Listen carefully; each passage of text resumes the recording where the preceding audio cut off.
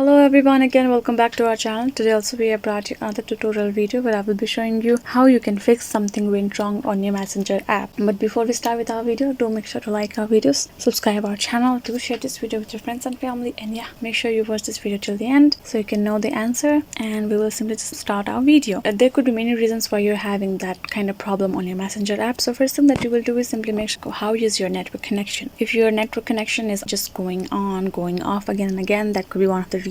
So make sure you have a good connection. If your Wi-Fi connection is not great, then you will simply switch to your mobile data and again try to get back to your app and use it accordingly. Or if that's not the case, then you will simply tap on this Play Store option, and here you can simply search Messenger. Once the app is there, as you can see in my case, my app is also needs to be updated, and that could be one of the reasons why you are having that something went wrong option, because your app is not up to date. So we'll simply just update that app.